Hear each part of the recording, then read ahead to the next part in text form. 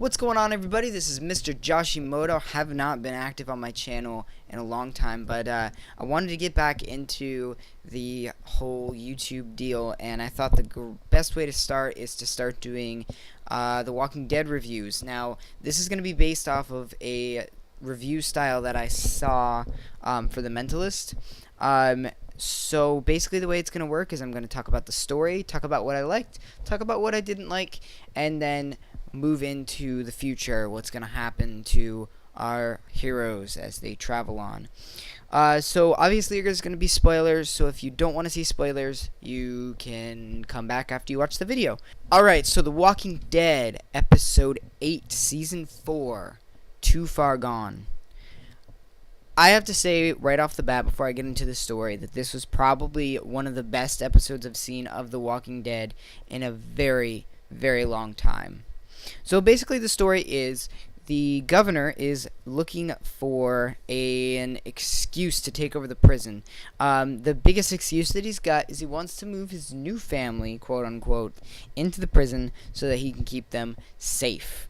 Of course, we all know that the governor has been waiting to get after Rick and Michonne and kill them both. So he moves in with his whole militia from his new town and tries to take over the prison after him and Rick try to negotiate, and in the process Hershel dies and many other of the crew does die. Let's talk about what I liked. The whole thing was absolutely amazing. While I'm just in shock at the moment because, I'm recording this 18 minutes after the episode. Throughout the whole part of this season, you've kind of been thinking, the governor is still evil, but there's still that hope that maybe he'll turn good. But you don't want him to, but in this moment, you do. You want him to not kill Hershel. You want everything to be okay, and in the back of your mind, you're like, no. And you know it's coming. He's gonna kill Hershel. Rick and the governor and Michonne. Now, I don't know why Michonne didn't stay with Rick. I'm not sure what happened there. But I do know that whole scene, Rick's the main character. He can't die, but every time that something happens with Rick, you get this, moment where you're like, oh man, are they going to kill him off? What are they going to do? It's been a long time since we've had, a really good, decent episode of The Walking Dead where we had everybody represented there, where we really tied up loose ends. And now, at the end of this episode, we're sitting here, we're back at square one. Everybody's trying to survive. We're back with food, clothing, and shelter. So let me talk about what didn't work. Now, not much didn't work for me in this episode, except for at the beginning.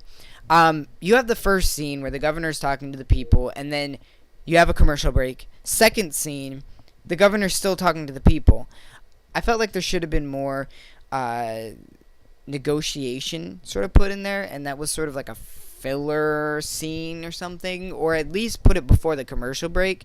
Other than that, I really liked the whole episode. I mean, it really sucks that Hershel's dead, but I mean, when you watch a show like this, you gotta realize that anybody can die at any moment, and I felt like for Hershel, this was a good moment, because I didn't want Hershel to die by a zombie, just like I don't want Glenn to die by a zombie. They've been around the block long enough where they can't die by a zombie, which reminds me of that moment with Daryl, when he almost got bit by that walker. You're like, no, he's not going to get killed by a walker. But one theory that I wanted to pose is I was noticing the sister of the governor's girlfriend, she didn't get killed. She went, and I bet, because you see there's blood on the car seat, I think she picked up the baby and ran off with the baby. I would bet. And I think later on that's going to play into the story. The other theory that I have is, because the reason why I don't think Judith is dead is because you notice that they didn't, I was watching The Talking Dead afterwards, for the commercial break so that I could see the scenes. Notice that Judith isn't on the dead list, the memory list for the kid, for the deaths. And I really felt like in the scene that she's not dead. Um, so it'll be interesting to see what happens with all of that. But yeah, and our heroes are now scattered across the land. They're not in a group anymore. We are back to ground zero, and the only thing left for our true heroes, Rick and Carl, is, you know, what's life gonna be like with just them?